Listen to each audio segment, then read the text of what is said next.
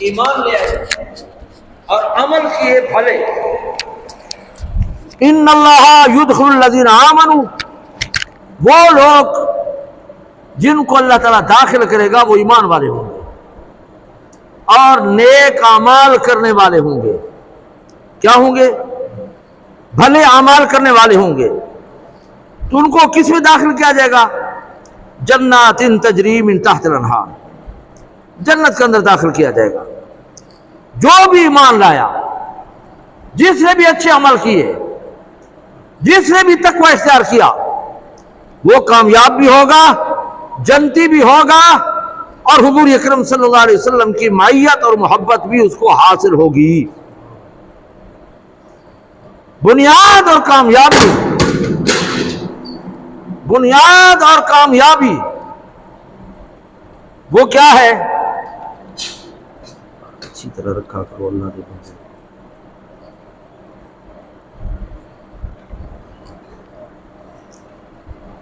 انسان کی بنیاد اور کامیابی یہ ہے کہ وہ جو ہے نا کیا کرے؟ نیک عمل کرے، ایمان لائے. اگر ایمان نہیں ہوگا، عمل نہیں ہوں گے، تقوی نہیں ہوگا، اللہ کی رضا حاصل نہیں ہوگی، جنت جو ہے نا وہ نصیب نہیں ہوگی. امام الانبیاء صلی اللہ علیہ وسلم حضرت معاذ ابن جبل رضی اللہ تعالیٰ عنہ کو جہاد کے لیے روانہ کرنے لگے، اور وہ سواری پہ سوار تھے اور امام الانبیاء صلی اللہ علیہ وسلم پیدل چل رہے تھے. فرمایا او معاذ، ان کو ایمان کی دعوت دینا، اگر وہ کلمہ پڑھ لے تو پھر نیک اعمال کی جو ہے نا ذمہ داری جو ہے اسلام کی وہ ان کو بتانا، نماز روزہ حج زکوٰۃ وغیرہ. اور اگر ایمان نہ لائے تو پھر اس کو جزیہ ادا کرنے کا کہنا. اگر وہ جزیہ ادا نہ کرے تو پھر جہاد کرنا، لیکن ان کے بوڑھوں کو، بچوں کو، عورتوں کو کچھ نہیں کہنا، اور ان کے باغات اور ان کے مال مویشی کو اجاڑنا نہیں. اور چلتے چلتے امام الانبیاء صلی اللہ علیہ وسلم فرمایا او معاذ، میری نصیحت کو مضبوطی سے پکڑ، کہیں ایسا نہ ہو کہ آپ واپس آئیں اور میں نہ ہوں. صحابی رسول رونے لگے. حضور اکرم صلی اللہ علیہ وسلم نے چہرہ موڑ لیا، حضور کے بھی آنسو آ گئے، اور فرمایا کہ اے معاذ گھبرا نہیں، ان اول الناس بی المتقون من کانوا حیث ما کانوا. فرمایا قیامت کے دن میرے زیادہ قریب وہ کون ہوں گے؟ متقی لوگ ہوں گے، چاہے جہاں رہتے ہیں اور جس قوم قبیلے سے تعلق رکھتے ہیں، جہاں بھی رہتے ہیں، دور رہتے ہیں، جہاں بھی رہتے ہیں، عرب میں، عجم میں، دور جہاں بھی ہیں، اور جس قوم قبیلے سے تعلق رکھتے ہیں، فرمایا میرے نزدیک وہ ہوں گے جو متقی پرہیزگار ہوں گے. تو ایمان لانے والا، بھلے اعمال کرنے والا، تقوی اختیار کرنے والا، وہ اللہ کا بھی محبوب ہوگا، جنت بھی ملے گی، اور امام الانبیاء صلی اللہ علیہ وسلم کا پڑوس نصیب ہوگا. پڑوس. ہاں، تو یہاں پر فرمایا کہ ان اللہ، بے شک بولو، یدخل الذین، داخل کرے گا اللہ تعالیٰ ان لوگوں کو، آمنو جو ایمان لائے، وعملوا الصالحات، اور عمل کیے بھلے، جنات تجری من تحت الانہار، بہتی ہوں گی نہریں، اور جنتی کو ایک چھڑی دی جائے گی، اور وہاں شہد کی، شراب کی، دودھ کی، ہاں پانی کی جو نہر ہوگی، جس طرف اشارہ کرے گا وہ نہر اسی طرف چلی جائے گی. وَلَكُمْ فِيهَا مَا تَشْتَهِي أَنفُسُكُمْ، ہاں وَلَا مَقْطُوعَةٌ وَلَا مَمْنُوعَةٌ، نہ تو کسی سے منع کیا جائے گا، نہ وہ پھل فروٹ ختم ہوں گے، اور جو تمہارا جی چاہے گا اللہ تعالیٰ وہی خواہشات پوری کر دے گا. اور آگے فرمایا يُحَلَّوْنَ فِيهَا مِنْ أَسَاوِرَ، جنتوں کو جنت بھی ملے گی، اور ان کو زیورات پہنائے جائیں گے. زیورات سونا، چاندی، ہیرے، موتی، جواہرات کے ہوں گے. اور پہلے نمبر پر یہاں سونا، پھر چاندی، پھر موتی، ہیرے، جواہرات. اور ایک موتی ایسا روشن ہوگا کہ اگر دنیا میں ظاہر ہوگی تو مشرق سے مغرب تک روشن ہو جائے گا، سورج کی روشنی بھی اس کا مقابلہ نہیں کر سکتی. اور فرمایا ہر امتی کو ایمان لانے والے کو اتنے تک زیورات پہنایا جائے گا جہاں تک وہ وضو کے اعضاء و اندام دھویا کرتا تھا۔ حضور اکرم صلی اللہ علیہ وسلم قیامت کے دن جب حوض کوثر میں ہوں گے نا، اپنی امتیوں کو پہچانیں گے۔ صحابہ نے عرض کیا رسول آپ کے بعد بھی آئیں گے، آپ نے ان کو نہیں دیکھا ہوگا، آپ ان کو کیسے پہچانیں گے؟ حضور اکرم صلی اللہ علیہ وسلم نے فرمایا کہ جو میرا امتی ہوگا نا، اس کے وہ وضو کے اعضاء و اندام ایسے چمکتے ہوں گے جیسے چودھویں کا چاند۔ فرمایا میں پہچان جاؤں گا کہ میرا امتی ہے۔ اور جو وضو نہیں کرتا، نماز نہیں پڑھتا، تو پھر کیا حال ہوگا؟ پھر تو نہیں پہچانے گا نا۔ تو فرمایا زیورات بھی جنت کے اندر اتنے تک پہنائے جائیں گے جہاں تک وہ وضو کے اعضاء و اندام دھویا کرتا تھا۔ اللہ تعالیٰ ان کو زیورات پہنے گا۔ اور یہ بھی لکھا ہے کہ یہ زیورات سونے چاندی کے ان کو ملیں گے جس نے دنیا کے اندر ریشم اور سونا استعمال نہیں کیا ہوگا، مرد نے، کیونکہ مرد کے لیے ریشم اور سونا حرام ہے۔ امام الانبیاء صلی اللہ علیہ وسلم گھر سے نکلے، ایک ہاتھ میں ریشم اور دوسرے میں جو ہے نا سونے کی ڈلی تھی، ہاں، اور فرمایا میری امت کے مردوں پر دونوں پر یہ دو چیزیں حرام ہیں۔ میری امت کے مردوں پر یہ دونوں چیزیں حرام ہیں، اس لیے دنیا کے اندر جو ہے نا مرد کے لیے سونا نہیں پہننا چاہیے۔ آج شادی خوشی کے موقع پر ہم انگوٹھی دیتے ہیں سونے کی، یہ ناجائز طریقہ ہے۔ یہ یہاں پر پان جو ہے نا بڑے بناتے ہیں، یہاں عورتوں کی جہاں کیا ہے بالی وغیرہ قیمتی وغیرہ بنا لیتے ہیں۔ سونا استعمال کرنا شرعاً جائز نہیں۔ ہاں اگر کسی کا دانت ٹوٹ گیا اور سونے کا یا چاندی کا دانت لگایا تو یہ جائز ہے مجبوری کے تحت، پھر غسل وضو کے لیے اس کو نکالنا بھی ضروری نہیں ہے، بس یہ وجود کا حصہ بن گیا ہے۔ اور علماء نے تجربہ لکھا ہے کہ اگر لوہے کا ہو تو پھر وہ بدبو کر جاتا ہے، سونے چاندی کا دانت وغیرہ لگ جائے تو وہ بدبو نہیں کرتا، وہ تو ایک مجبوری ہے۔ لیکن شوقیہ طور پر انگوٹھی سونے کی پہننا یا جو ہے کوئی اور طریقہ، چاہے سرمے دانی کیوں نہ ہو، سرمچو کیوں نہ ہو، کوئی پلیٹ نہ ہو، چمچہ کیوں نہ ہو، لیکن ہماری آج مسلمان ہو کر عرب کے اندر جو ہے نا سونے کی گاڑی ہے، سونے کے زیورات، ہاں مردوں کے لیے حرام ہے، مردوں کے لیے حرام ہے سونا، چاہے جو بھی ہو، عربی ہو یا عجمی ہو۔ شریعت کا جو ہے نا وہ قانون مسلم ہے، نہیں تبدیل ہوتا۔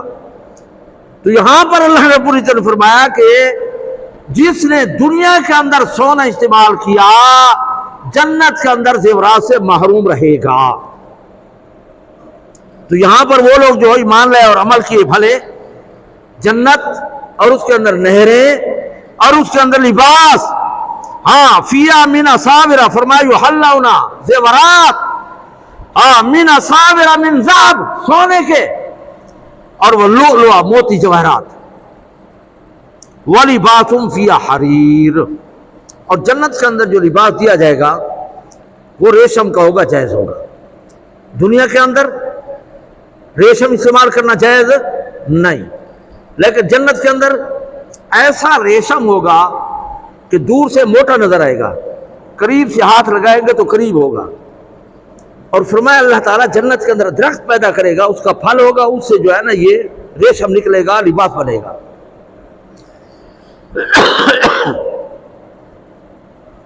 تو یہاں پر اللہ رب العزت نے فرمایا کہ صرف جنت بھی نہیں ملے گی بلکہ ان کو زیورات بھی پہنائے جائیں گے اور ریشمی لباس بھی پہنایا جائے گا۔ اور یہ کیوں ملے گا؟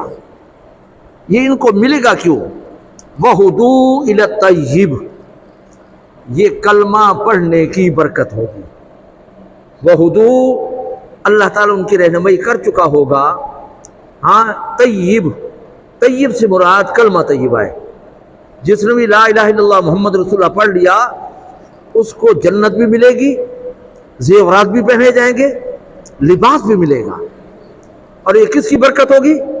بنیادی چیز جو ہے نا کیا ہے؟ کلمہ ہے۔ کلمہ پڑھ لیا جنت یقینی ہو گئی، مل جائے گی انشاءاللہ۔ یقین کامل کے ساتھ، اخلاص کے ساتھ کلمہ پڑھیں گے تو انشاءاللہ نجات کا ذریعہ ہوگا۔ حدیث کے اندر بھی آتا ہے من قال لا الہ الا اللہ دخل الجنہ۔ امام الانبیاء صلی اللہ علیہ وسلم ایک غزوے میں جا رہے تھے، ایک سردار ایک آدمی کھڑا تھا، پوچھا کون؟ انہوں نے کہا یہ ہمارے پیغمبر محمد رسول اللہ ہے، ہم اس کے ماننے والے ہیں۔ کہاں جا رہے ہو؟ جہاد کے لیے جا رہے ہیں۔ اس نے کہا میری قوم کلمہ پڑھ چکی ہے، میرا بھی ارادہ ہے لیکن ابھی تک کلمہ پڑھا نہیں۔ صحابہ نے کہا جلدی پڑھ لو۔ وہ آمادہ ہو گیا، حضور اکرم صلی اللہ علیہ وسلم خدمت میں حاضر ہو گئے، کلمہ پڑھ لیا۔ پوچھا یا رسول اللہ میری کیا ڈیوٹی ہے؟ امام الانبیاء صلی اللہ علیہ وسلم نے فرمایا کہ ابھی جہاد ہے، ہم جہاد کے لیے جا رہے ہیں، آؤ جہاد کے لیے آؤ۔ وہاں جہاد کے لیے گئے، جہاد شروع ہو گیا اور وہ شہید ہو گئے۔ جب شہداء کو، اپنے مردو شہداء کو سنبھالا گیا تو صحابہ نے عرض کیا رسول اللہ ہماری طرف ایک آدمی شہید ہو چکا ہے لیکن ہم جانتے نہیں۔ حضور نے فرمایا مجھے دکھاؤ۔ جب دکھایا گیا تو وہی تھا جس نے راستے میں کلمہ پڑھا تھا، نام تھا اس کا اسیرم، اسیرم کے نام سے مشہور تھا، اصل نام تھا اس کا عمر، اسیرم کے نام سے مشہور تھا۔ حضور اکرم صلی اللہ علیہ وسلم نے اس کا سر مبارک اپنی گود میں رکھا اور اس کے چہرے اقدس سے جو ہے نا گرد کو دور کیا اور فرمایا جس نے جنتی کو دیکھنا ہو نا اس کو دیکھ لے، جس نے کلمہ پڑھنے کے بعد ایک سجدہ بھی نہیں کیا اللہ نے اس کو جنت عطا کر دیا ہے۔ حضرت ابو ہریرہ رضی اللہ تعالیٰ عنہ امتحان لیتے تھے کہ ایسا صحابی بتاؤ جس نے کلمہ پڑھا اور ایک سجدہ نہ کیا ہو اور اللہ نے جنت عطا کر دیا۔ یہی حضرت اسیرم ہے۔ تو اللہ نے فرمایا یہاں پر جنت کیوں ملے گی، نہریں کیوں ملیں گی، زیورات کیوں ملیں گے، ریشمی لباس کیوں ملے گا؟ تو اللہ نے فرمایا وَہُدُوا إِلَى الطَّيِّبِ، ہاں وَہُدُوا مِنَ الطَّيِّبِ مِنَ الْقَوْلِ، جو اللہ نے کلمہ طیبہ کی رہنمائی کی تھی، ان کو کلمہ نصیب کیا تھا، یہ اس کی برکت ہے کہ جنت بھی مل جائے گی، زیورات بھی مل جائیں گے، لباس بھی مل جائے گا۔ یہ کس کی برکت ہے؟ کلمے کی، نمبر ایک۔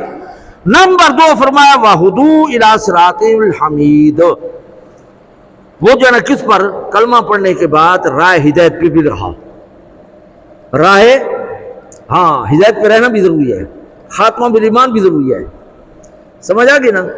جیسے صحابی کا کہتے ہیں نا کہ صحابی رسول اس کو کہیں گے جس کے ایمان کی حالت میں حضور کی زیارت کی ہو اور اس کا خاتمہ بھی ایمان پہ ہوا ہو، اس کا خاتمہ بھی ایمان کے خاتمہ ضروری ہے۔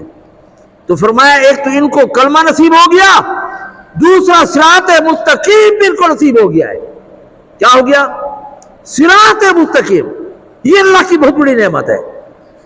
عیسائیوں کے 71 فرقے، یہودیوں کے 72 فرقے، امام الانبیاء صلی اللہ علیہ وسلم فرمایا میری امت کے 73 بنے گئے، عیسائیوں کے 71، یہودیوں کے 72 اور ہمارے جو ہے نا 73۔ حضور نے فرمایا ایک جنتی ہوگا، سب جہنمی ہوں گے۔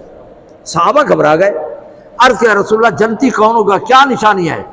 حضور اکرم صلی اللہ علیہ وسلم نے فرمایا ما انا علیہ و صحابی، جو میرے نقش قدم پر چلے گا، میرے صحابہ کے نقش قدم پر ہوگا، یہ جنتی ہوگا۔ یہ ہے صراط مستقیم۔ یہ کیا ہے؟ صراط مستقیم۔ تو فرمایا کہ ان کو کلمہ نصیب ہو چکا ہوگا اور صراط مستقیم ہو کر زندگی گزار کر گئے ہوں گے تو ان کو جنت کے اندر انعامات ملیں گے۔ ان الذین کفروا، آگے نافرمانوں کا ذکر ہے۔ بے شک وہ لوگ جنہوں نے کفر کیا، وَيَصُدُّوا عَن سَبِيلِ اللَّهِ، اللہ کے راستے سے روکتے رہے۔ حج کے موسم پر قریش مکہ حاجیوں کے آنے کے راستے پر بیٹھ جاتے تھے اور پہلے کہتے تھے کہ ہمارے ہاں ایک جو ہے نا نوجوان ہے، نبوت کا دعویٰ کیا ہوا ہے، اس کی بات نہیں سننی، اس کے قریب نہیں جانا۔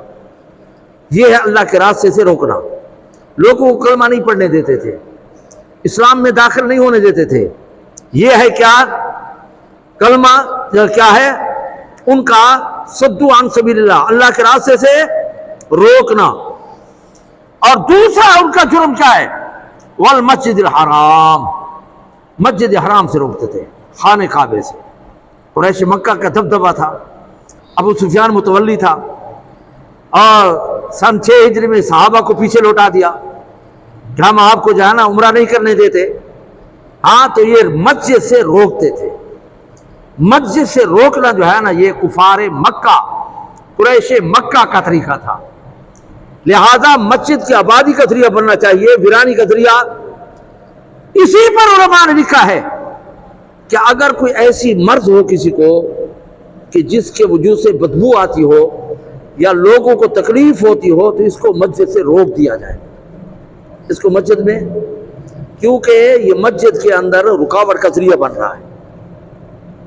اور اسی پر لکھا ہے کہ جنبو, تم جو ہے نا پاک رکھو مساجد کو من الصبیان والمجانین, پاگلوں سے اور چھوٹے بچوں سے. فرمایا کیونکہ پاگل نہیں سمجھتا پاکی ناپاکی کو, اس کو بھی مسجد کے اندر نہ آنے دو اور بچوں کو بھی نہ آنے دو. 5 سال سے پہلے علماء نے لکھا ہے کہ بچے کا مسجد کے اندر لانا ناجائز ہے.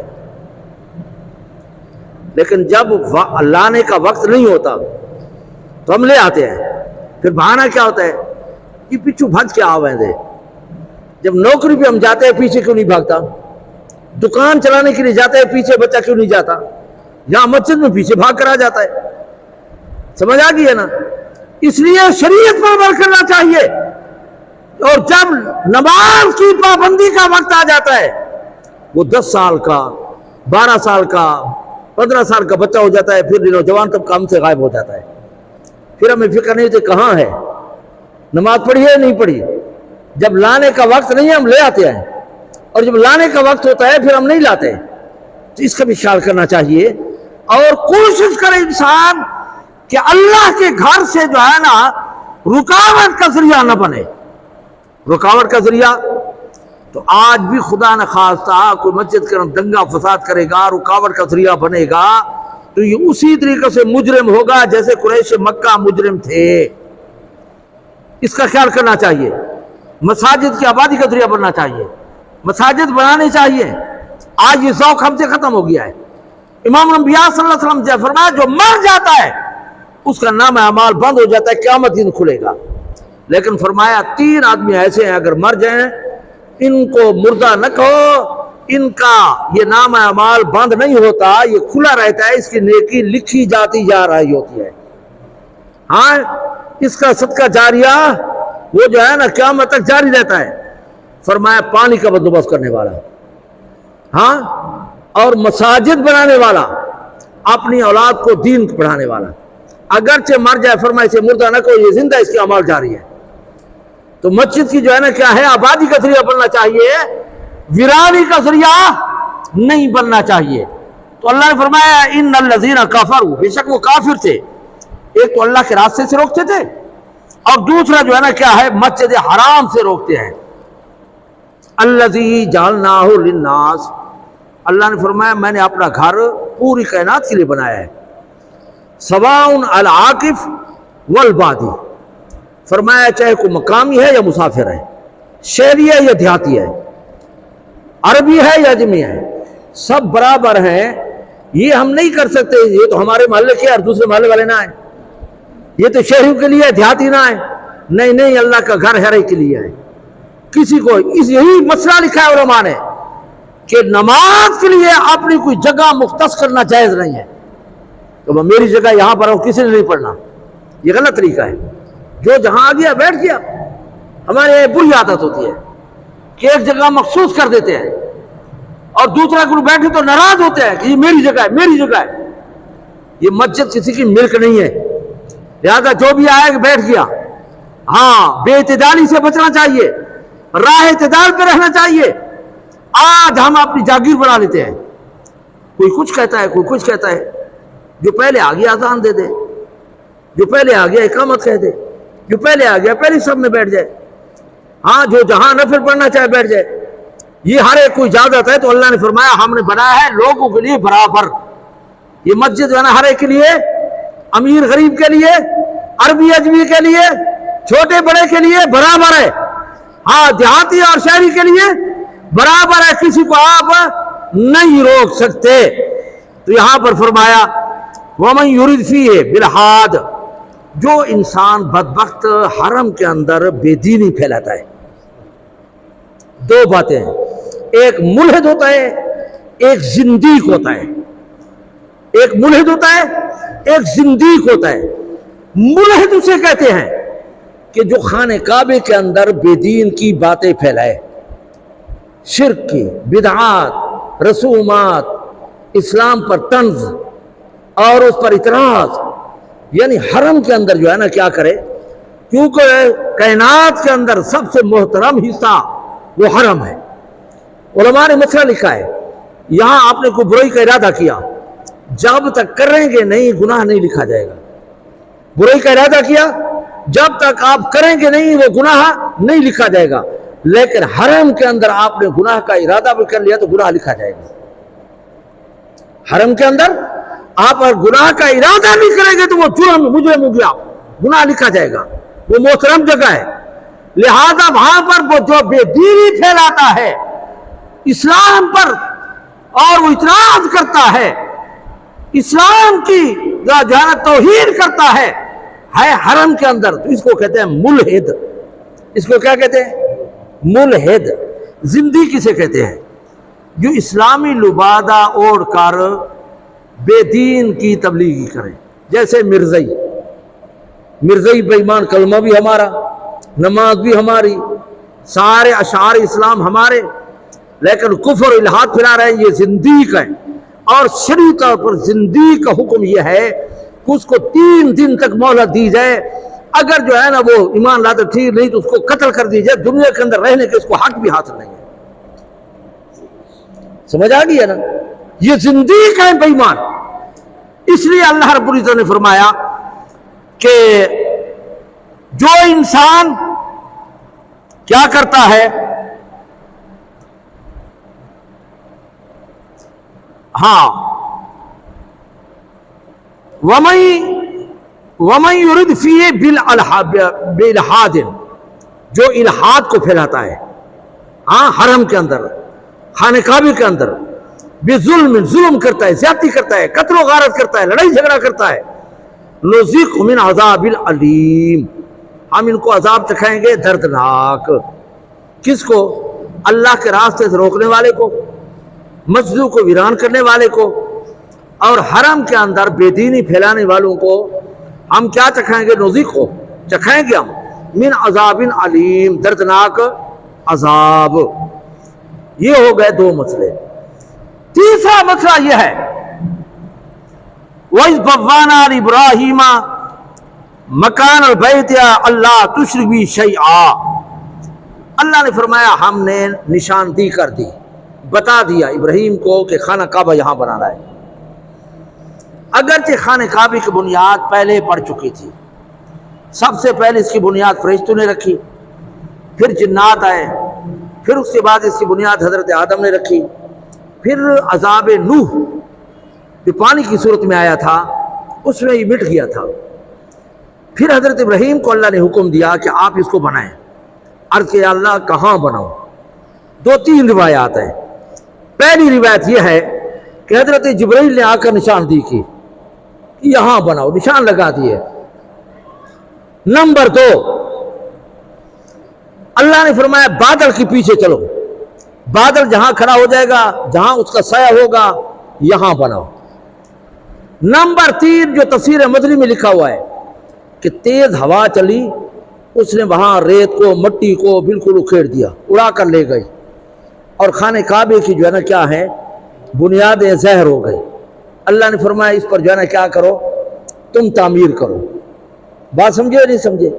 اور علماء نے لکھا ہے کہ قوم نوح کے عذاب سے پہلے، ہاں طوفان نوح سے پہلے یہاں بیت المعمور تھا، جب پانی آیا تو بیت المعمور اٹھا دیا گیا، بنیادیں باقی تھی۔ پھر حضرت ابراہیم کو حکم دیا کہ آپ جو ہے نا یہاں پر خانہ کعبے کی تعمیر کریں۔ کیا کریں؟ پھر حضرت ابراہیم نے تعمیر کی، اور حجر اسود بھی جنت سے آیا تھا حضرت آدم کے ساتھ، اور جس پر آج بھی پاؤں اور نشانات ہیں حضرت ابراہیم کے، یہ پتھر بھی جنت سے آیا تھا، جس پر کھڑے ہو کر انہوں نے لفٹ کا جو ہے نا کام کیا۔ کافی علماء نے جگہ لکھی ہے، علماء نے لکھا ہے کہ یہ میقات اتنے دور دور کیا ہیں پروفیسر صاحب، یہ میقات اتنے دور دور تک کیوں ہیں اور کیسے مقرر ہوئے؟ تو علماء نے لکھا ہے کہ یہ جو حجر اسود تھا نا، جب یہ آیا تو اتنا روشن تھا کہ اس کی روشنی جہاں جہاں تک پہنچی ہے وہاں پر میقات مقرر ہو گئے۔ کتنی دور؟ مکہ سے لے کر مدینہ جو ہے نا 4 گھنٹے گاڑی کا سفر ہے، اور ہوائی جہاز کی طرح گاڑی جاتی ہے۔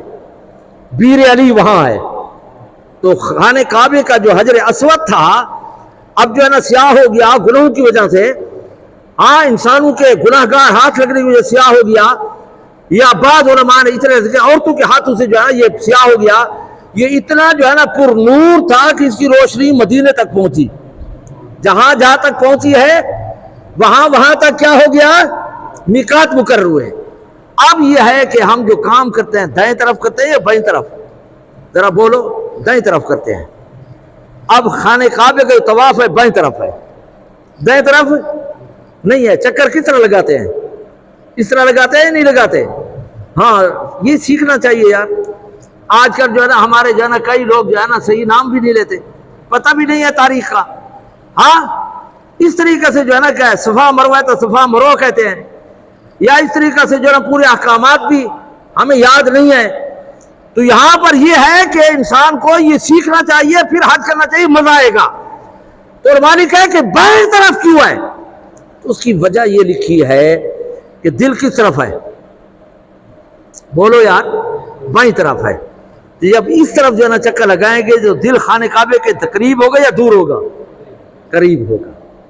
دل اس طرف ہے تو دل کو قریب کرنے کے لیے یہ طواف اس طرف ہے، اس طرح دائیں طرف نہیں ہے۔ اچھا یہ بھی ہے کہ 7 چکر کیوں ہے؟ کس نے بتایا ہے 7 چکر کیوں ہے؟ 8 ہوتے، 9 ہوتے، 5 ہوتے؟ تو علماء کو اللہ تعالیٰ غریق رحمت کرے، انہوں نے ہر ایک چیز واضح طور پر بیان کیا ہے۔ فرمایا کہ یہ اساری جسے ہم کہتے ہیں نا، ہاں ردے لگانا، یہ جو ہے نا ہم گو باندھتے ہیں یا نہیں باندھتے؟ لفٹ ہوتی ہے یا نہیں ہوتی؟ ہاں تو اس پر چڑھتا ہے نا 6-7 ردے لگ جائے، پھر اوپر پھر اوپر پھر اوپر۔ تو حضرت ابراہیم جب اس پتھر پر کھڑے ہوئے تو 7 چکر میں جو ہے نا وہ اساری کی، ردے جو لگائے، کتنے چکر لگائے؟ 7 چکر لگائے، خانہ کعبہ مکمل ہو گیا، اللہ نے 7 چکر بنا دیے۔ بات سمجھے ہو نا؟ یہ چیزیں جو ہے نا کیا ہے یار، یاد رکھا کرو اللہ کے بندو۔ آج کل جو ہے نا یہ چیزیں ہمیں نہیں آتی۔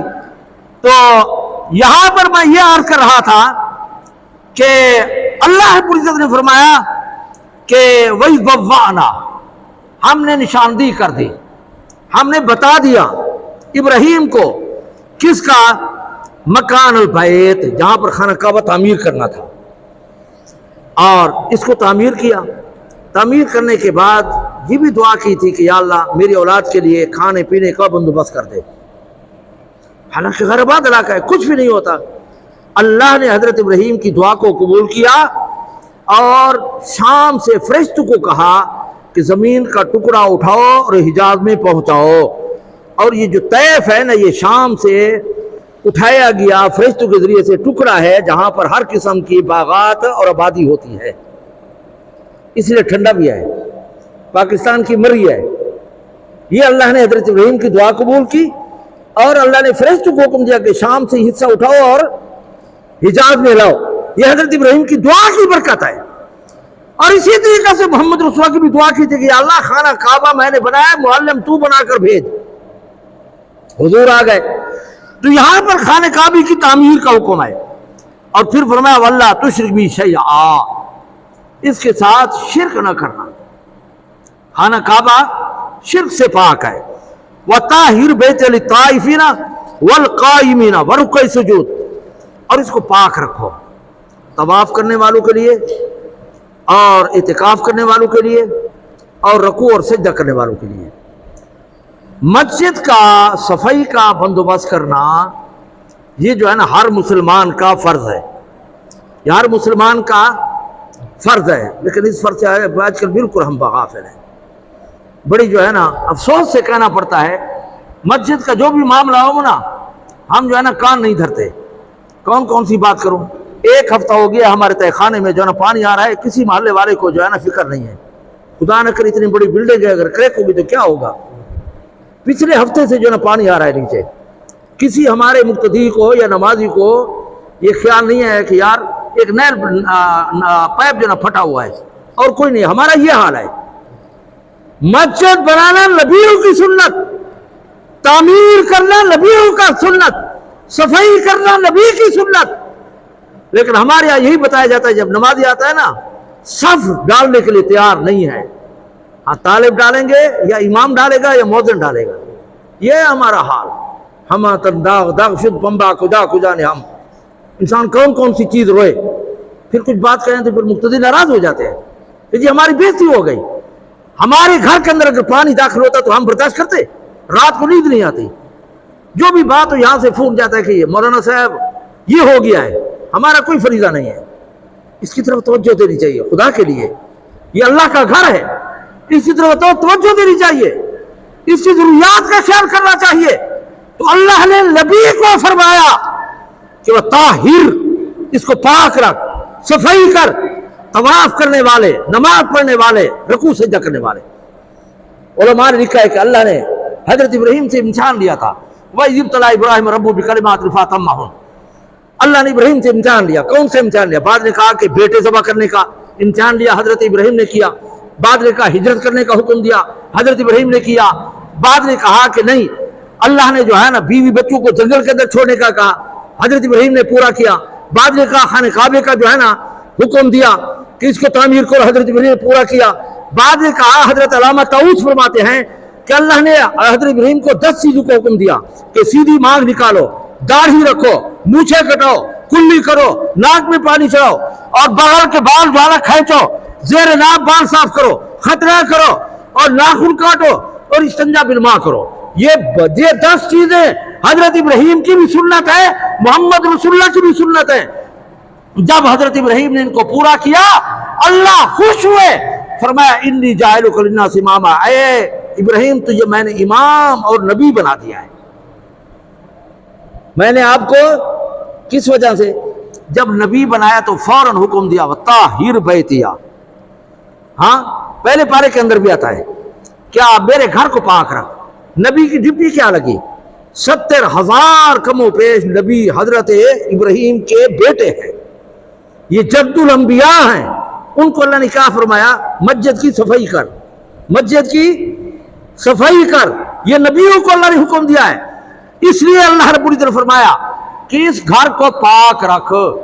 جیسے زہری نجاست سے پاک رکھنا ضروری ہے، اسی طریقہ سے ہاں باطنی نجاست سے بھی اللہ کے گھر کو پاک رکھنا ضروری ہے. جیسا کہ اللہ نے خانہ کعبے کے متعلق فرمایا، حضور کو حکم دیا کہ مشرکوں کو اس کے اندر داخل نہ ہونے دے. انما المشرکون نجس. اب ان کو کوئی زہری نجاست نہیں لگی ہوئی تھی، بلکہ ان کے دل کے اندر شرک تھا. جیسے زہری جو ہے نا بدبودار نجاست ہے، تو یہ شرک اور بدعات رسومات یہ بھی گندگی ہے، یہ دل کے اندر نہیں ہونی چاہیے. یہ دل کے اندر اللہ نے فرمایا مشرک کو خانہ کعبے کے اندر داخل نہ ہونے دو. یہ جو ہے نا نجس ہے، تو اس کے دل کے اندر شرک تھا، بدعات رسومات تھی، اس لیے اللہ نے ان کو نجس قرار دے دیا ہے. تو یہاں پر حضرت ابراہیم نے فرمایا، تو اللہ نے فرمایا کہ ہر قسم کی پاکی جو ہے نا رکھنی ہے. کس کی؟ خانہ کعبے کی. خانہ کعبے کی 4 مسجد کئی مرتبہ عرض کر چکا ہوں، حضرت انبیاء نے بنائی ہے. اور مسجد نبی جب بنی تو حضرت سلمان تمیم داری رضی اللہ تعالیٰ عنہ، حضرت تمیم داری وہ جو ہے نا تجارت کے لیے گئے تو وہاں سے فانوس لے آئے کہ ہماری مسجد کے اندر اندھیرا ہوتا ہے، روشنی کے لیے فانوس لے آئے، چراغ کہہ دیں، ہاں لالٹین آنکھوں چا، دیوا آنکھوں چا، ہاں شمعدان لے آئے اور آ کر جلا دیا. حضور اکرم صلی اللہ علیہ وسلم دیکھا تو مسجد بڑی روشن، بڑی روشن. اور پوچھا کہ یہ کس نے روشن کیا ہے؟ تو انہوں نے کہا تمیم داری تجارت کے لیے گئے تھے تو وہاں سے شمعدان لائے ہیں اور روشن کر دے. بتایا یہ بھی ہے کمال کی بات ہے کہ نیکی کا کام کیا بتایا بھی نہیں. نیکی کا کام کیا. یہ ہمارے ساتھ واقعات پیش ہے. 2 پنکھے لگائے نا تو ہر ایک کو بتاتے ہیں 2 پنکھے میں لائے. انا للہ و انا الیہ راجعون. سمجھ آ گئی ہے نا؟ جب بھی ہم آتا ہے نا یہ ہمارا المیہ ہے، ایسا بھی حقیقت ہے. ہاں پہلے تو کرتے نہیں کرے تو پھر یہ کہتے ہیں کہ ہاں یہ پنکھے میں نے لگوائے ہیں، یہ کام میں نے کیا ہے. تمیم داری شمعدان لے آئے مسجد کو روشن کر دیا، بتایا کسی کو نہیں۔ حضور اکرم صلی اللہ علیہ وسلم کو پتہ چلا تو پوچھا کس نے کام کیا؟ انہوں نے کہا تمیمداری۔ فرمایا بلاؤ۔ جب بلایا گیا تو حضور نے فرمایا آپ نے ایسا اچھا کام کیا ہے کہ آج میری کوئی لڑکی ہوتی تو تیرے نکاح میں جوڑ دیتا۔ مسجد کو روشن کرنے کا کیا ثواب ہے؟ فرمایا تو نے چراغ جلایا ہے مسجد کے اندر، تو نے ایسا اچھا کام کیا ہے کہ آج کوئی لڑکی ہوتی تو میں شادی کر چکا ہوں 4 بیٹیوں کی، لیکن کوئی میری لڑکی ہوتی تو تیرے نکاح میں جوڑ دیتا۔ یہ ہے مسجد کی صفائی کا مقام اور مرتبہ، لہذا اس کے لیے بھی توجہ کیا کریں۔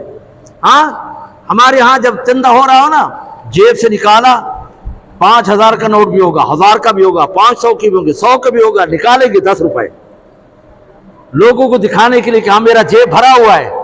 لیکن یہاں کی یہ حقیقت ہے، حقیقت ہے، اس کا انکار نہیں کیا جا سکتا۔ لہذا خدا کا گھر ہے یار، ہر ایک کا فریضہ، مولوی کی ذمہ داری نہیں، ہر ایک کو خیال کرنا چاہیے۔ تو میں عرض کر رہا تھا کہ اللہ نے حضرت ابراہیم کو حکم دیا خانہ کعبہ بنا، اور فرمایا اس کی طہارت کا بھی خیال رکھو، اس کی پاکی کا بھی خیال رکھو۔ یہ اللہ رب العزت نے فرمایا قرآن مجید کے اندر، اور آگے فرمایا وَأَذِّن فِي النَّاسِ، لوگوں میں حج کا اعلان کر۔ حضرت ابراہیم نے کہا یا اللہ کیسے اعلان کرو؟ ہاں یہ تو پہاڑی علاقہ ہے۔ تو حضرت ابراہیم علیہ السلام کو اللہ نے حکم دیا کہ تو جو ہے نا کیا کر، کھڑے ہو کر اعلان کر، آواز نکالنا تیرا کام ہے، مشرق سے لے کر مغرب تک پہنچانا میں رب کی ذمہ داری ہے۔ 3 روایات آتی ہیں۔ ایک روایت آتے ہے کہ اسی مقام ابراہیم پر کھڑے ہو کر یہ اونچا ہو گیا، حضرت ابراہیم نے کانوں میں ہاتھ ڈال کر اعلان کیا یا ایھا الناس ان ربکم اتخذ بیتا تحجوہ، تحجوہ 2 لفظ آتے ہیں۔ فرمایا آؤ لوگوں، تمہارے رب نے ایک اپنا گھر بنا لیا تمہارے لیے، حج کے لیے آؤ۔ تو علماء نے لکھا ہے کہ جس نے بھی حضرت ابراہیم کے اس آواز پر لبیک کہا ہے، اللہ تعالیٰ اس کو ضرور خانہ کعبے کا حج کرائے گا، اللہ تعالیٰ اس کو حج یا عمرہ کرائے گا، جس نے بھی لبیک کہا۔ فرمایا اس وقت جو موجود تھے انہوں نے بھی لبیک کہا، ماں کے پیٹ کے اندر تھے انہوں نے بھی لبیک کہا، اور مردوں کی پوچھ کے اندر جو پیدا ہونے والے تھے اللہ نے ان تک بھی آواز پہنچا دی۔ یہ اللہ نے فرمایا واضح اعلان کر، ہاں پھر ناز لوگوں میں بالحج، حج کا۔ ہاں ایک روایت ہے کہ اس حجر اسود پر کھڑے ہوئے یا مقام ابراہیم پر کھڑے ہوئے، یہ اونچا ہوا اعلان کیا۔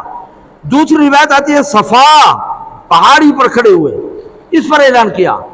تیسرا فرمایا کہ کوہ ابو قبیس، یہ جو خانہ کعبہ ہے نا اس کی مشرقی جانب جو ہے نا یہ شہزادوں کے جو گھر ہیں، یہ ابو قبیس پہاڑ ہے، اس پر کھڑے ہو کر حضرت ابراہیم نے اعلان کیا، اللہ نے مشرق سے لے کر مغرب تک پہنچا دیا۔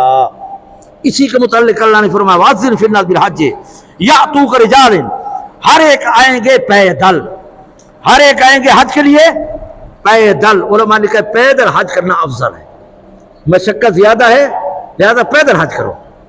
آگے فرمایا ہاں رجال وَعَلَىٰ كُلِّ ضَامِرٍ يَأْتِيكَ، اور ہر ایک دبلی پتلی سواری پر آئیں گے۔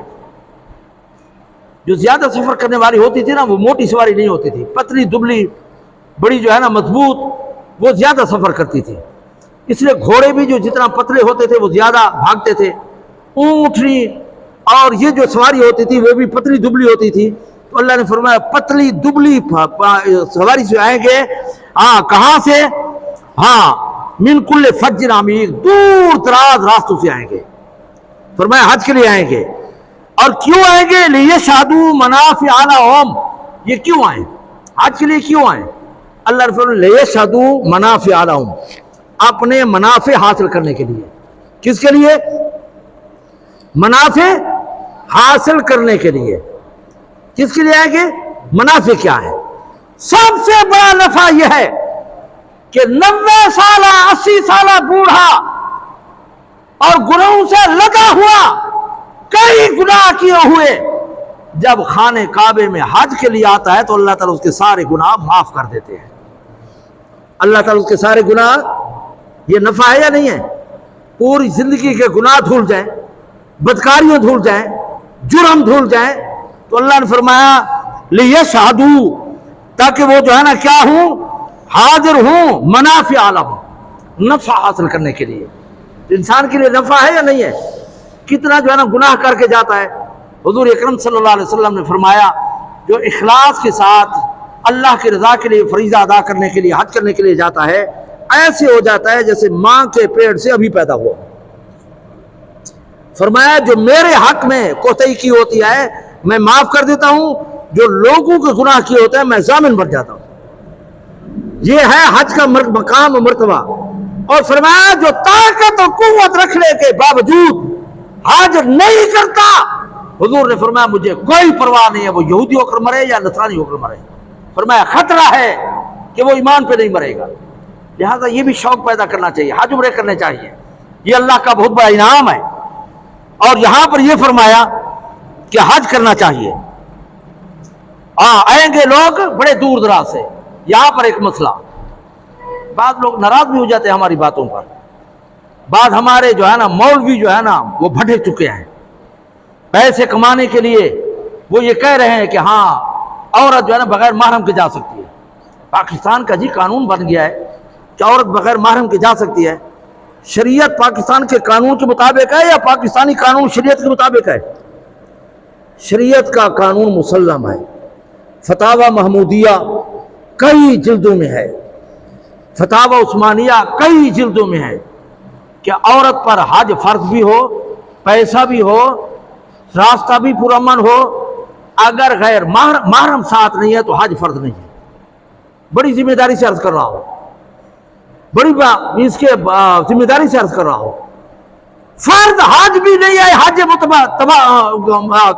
حج بدر کرائے، اس پر حج فرض محرم کا ہونا ضروری ہے۔ لیکن آج ہمارے اللہ ہدایت کرے مولوی، اور ایک مولوی بھی کہہ رہا تھا، ابھی میں نے اس کے ساتھ جو ہے نا ابھی جانا ہے، میں نے کہا اس کو بلاؤ میرے پاس، ہم نے اس کے ساتھ جو ہے نا کچھ کلام کرنا ہے۔ وہ کہتا ہے جی جوان تو نہیں جا سکتی، بوڑھ ہی جا سکتی ہے۔ پتہ نہیں کہاں سے یہ جزے نکالے ہیں انہوں نے۔ شریعت سب کے لیے برابر ہے، نہ بوڑھ ہی بغیر محرم کے جا سکتے ہیں نہ جوان جا سکتی ہے۔ ہمارے یہاں نیکی کے لیے کوئی کسی کا بھائی بن جاتا ہے، کوئی بیٹا بن جاتا ہے، کوئی جو ہے نا ماموں بن جاتا ہے، اور وہ جو ہے نا کیا ہے حج عمرے کے لیے جا رہے ہیں۔ مسئلہ یاد رکھو، سارے وسائل موجود تھے، اگر عورت کے ساتھ محرم یا خامد نہیں ہے تو وہ حج عمرے کے لیے نہیں جا سکتی۔ بڑی ذمہ داری سے عرض کر رہا ہوں، جس مولوی کا جی چاہے ہمارے ساتھ بیٹھا ہو، لیکن آج اللہ ہدایت کرے، وہ ہمارے ایک بہت بڑے ولی ہیں، بزرگ ہیں، وہ کہتے ہیں یار یہ حج ایک جو ہے نا عبادت تھی، یہ بھی تجارت بن گئی ہے۔ آج بھی ہمارے ڈی خان کے اندر ٹریول ایجنسی ہیں، اگر ایک عمرے کے لیے لے جاؤ تو 300 کمیشن ملتی ہے، حج کے لیے کوئی آدمی لے جاؤ تو 500 کمیشن دے دیتے ہیں۔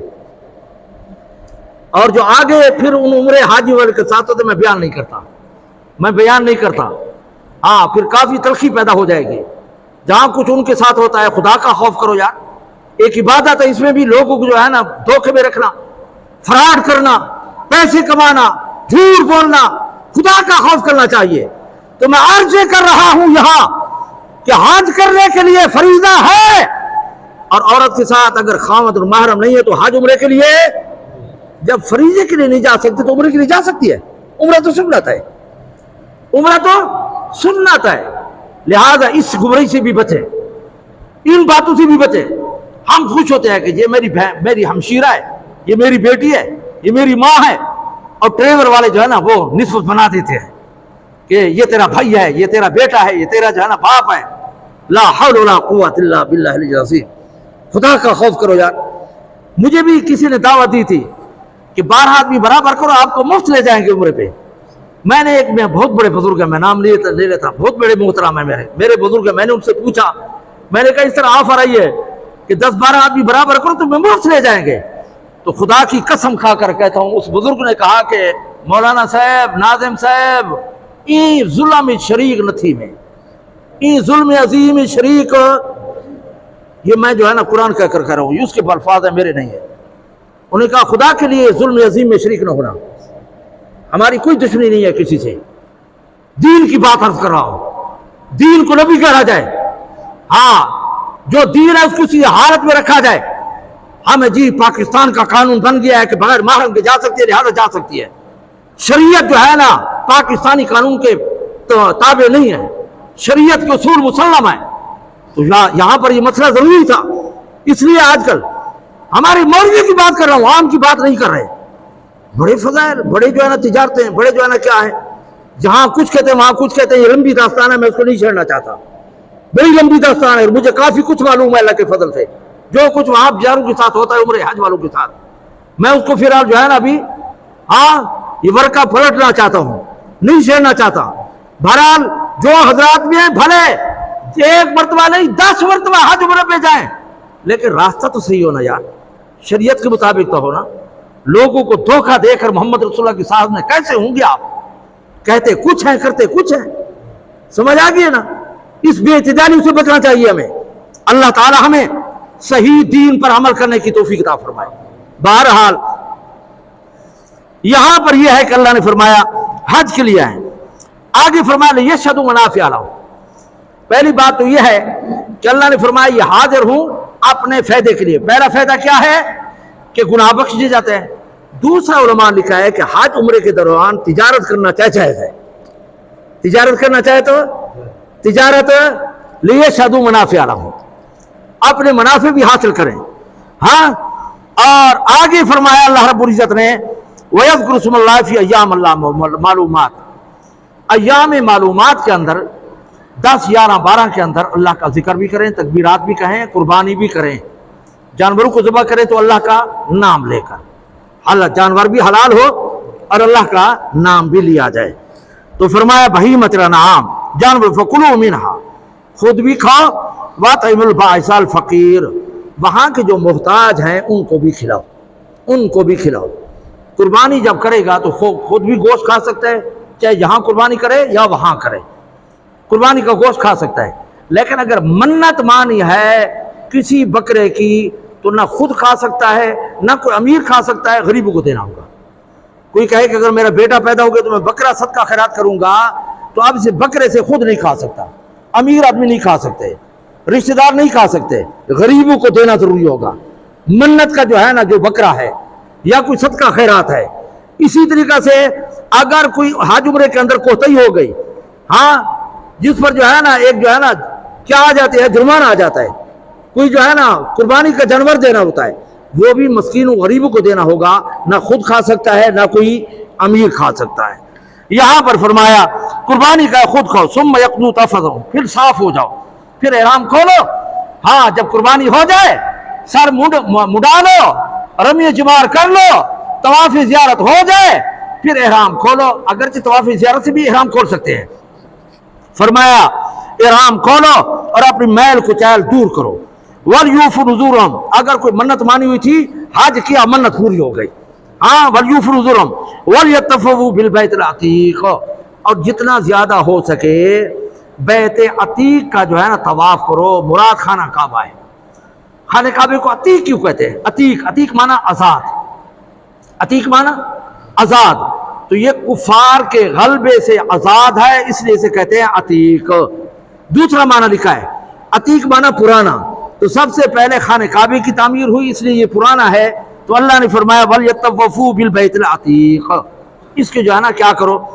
آگے تھوڑا سا ترجمہ ہے وَمَنْ يُعَظِّمْ حُرُمَاتِ اللَّهِ وَخَيْرُ اللَّهِ، اللہ کے احکامات کی، شعائر کی تعظیم کرو. جیسے نماز پڑھنا ضروری ہے، اس کے فرض رکھنا اور اس کی عزت رکھنا بھی ضروری ہے. جیسے قرآن پڑھنا ضروری ہے، ادب و احترام کرنا بھی ضروری ہے. جیسے جو ہے نا بیت اللہ کو حج کرنا ضروری ہے، اس طریقے سے اس کا احترام کرنا بھی ضروری ہے. فَهُوَ خَيْرٌ، تمہارے لیے بہتر ہے. اور فرمایا سارے جانور تمہارے لیے جو ہے نا حلال ہیں، مگر جو حرام ہے ان سے بچو. ہاں مردار ہے، خنزیر ہے اور ہے، ان سے بچو. اور فرمایا سیدھے راستے پر چلو، مشرک نہ بنو. وَمَنْ يُشْرِكْ، جس نے شرک کیا وہ ایسے برباد ہو گیا جیسے کوئی آسمان سے گرے ریزہ ریزہ ہو جائے، پھر جانور اس کو جو ہے نا چیر پھاڑ کر کھا جائیں. فرمایا مشرک اس طرح ہو جاتا ہے، اس کی کوئی چیز محفوظ نہیں رہتی. اور آگے فرمایا اللہ رب العزت نے لَكُمْ فِيهَا مَنَافِعُ إِلَىٰ أَجَلٍ مُّسَمًّى، یہ جو جانور ہے نا فرمایا اس کو قربانی کرو. کیونکہ پہلے تم فائدہ حاصل کر چکے ہو، دودھ پی چکے ہو، ان کے پھل لے چکے ہو، ان کی اون اتار چکے ہو، ان سے تم فائدہ کر چکے ہو، سواری کر چکے ہو. اب اللہ کے راستے میں صدقہ خیرات کرو. اب اس کو کیا کرو؟ ہاں الی اجل مسمى، تم ایک وقت تک ان سے فائدہ حاصل کرتے رہے، لہذا ہم اللہ کے راستے میں اس کو قربان کرو.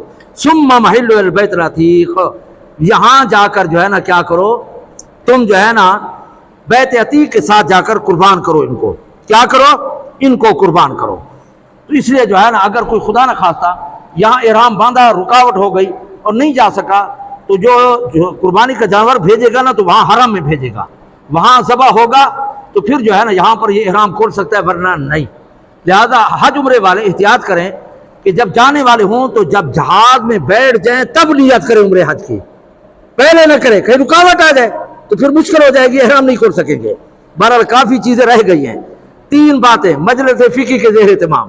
پہلا مسئلہ مختصر یہ ہے، اگر بالٹی پانی کی ہو یا کوئی ٹپ وغیرہ پانی کا بھرا ہو تو اس میں ہاتھ نہ ڈالا کریں.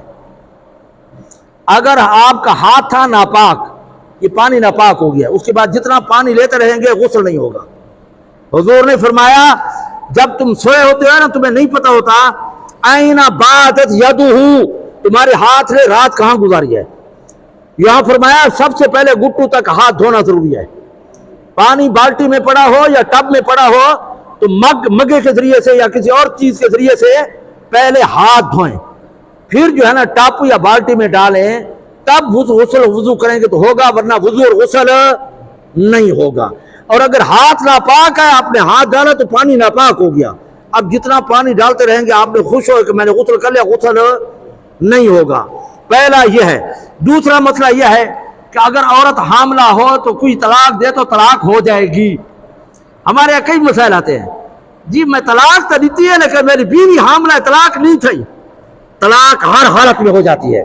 ثلاث جد ہونا جد و حضر ہونا جد، 3 چیزیں مذاقی مذاق ہیں، سچی سچ ہیں. مذاقی سچ بن جاتی ہے اور سچی سچ ہوتے ہیں. نکاح، طلاق اور اطاق، غلام آزاد کرنا یا قسم کھانا، یہ 2 روایتیں آتی ہیں. تو بہرحال طلاق ہر حالت میں ہو جاتی ہے، چاہے حاملہ ہو یا غیر حاملہ ہو، طلاق ہو جاتی ہے. اور تیسری بات جو بڑی اہم ہے اور بڑی جو ہے نا دل سوز ہے، یہ بہت بڑا عذاب آیا ہوا ہے، اللہ تعالیٰ معاف فرمائے. پنجاب میں لیکن لوگ بڑے خوش ہیں، بھینسیں لے کر بیچ رہے ہیں، سر و سامان پکڑ کر بیچ رہے ہیں، بڑے خوش ہیں. ہاں جیسے مال غنیمت ہو. یہ امانت ہے، غنیمت نہیں ہے. یہ جو ہے نا خدا کے خوف سے ڈریں، اللہ کے عذاب کا انتظار کریں. ان کے مال مویشی ضائع ہو گئے اور ہم ان کے مال کو پکڑ کر بیچ رہے ہیں. یہ مال امانت ہے، غنیمت نہیں. علماء نے فقہ کے اندر مسئلہ لکھا ہے، اگر 500 کی کوئی چیز ہو یا اس سے زیادہ ہو اور آپ کو مل جائے، 1 سال تک اعلان کرنا اور مال کو تلاش کرنا ضروری ہے. اگر 1 سال کے بعد بھی نہ ملے، غریب ہے خود کھا لے، امیر ہے صدقہ کر دے. اگر 1 سال کے بعد اگر کوئی آ گیا تو پھر بھی اس کو اپنی طرف سے دینا ہوگا. کتنی مالیت؟ 500 مالیت. اب جو نا بھینسیں آ گئے ہیں 7 لاکھ کیا تو 2 لاکھ پہ بیچ رہے ہیں ایک دوسرے پر. یہ بہت بڑا جو ہے نا جرم ہے. خدا کا خوف کرو یار. ہاں حرام مال حرام ہے، کسی کافر کے مال پر بھی قبضہ کرنا ناجائز اور حرام ہے. اس سے بھی بچنا چاہیے، خدا کا خوف کرنا چاہیے. وہ عذاب ہم پر بھی آ سکتا تھا، لوگوں کے گھر ویران ہو گئے، سونے چاندی چلے گئے، مال مویشی چلے گئے، لیکن ہم دریا سے پکڑ پکڑ خوش ہو رہے ہیں اور بیچ رہے ہیں. تو یہ مال امانت ہے، غنیمت نہیں. اس سے بھی بچنا چاہیے. اللہ تعالی ہمیں عمل کی توفیق عطا فرمائے. وآخر دعوانا الحمدللہ رب العالمین.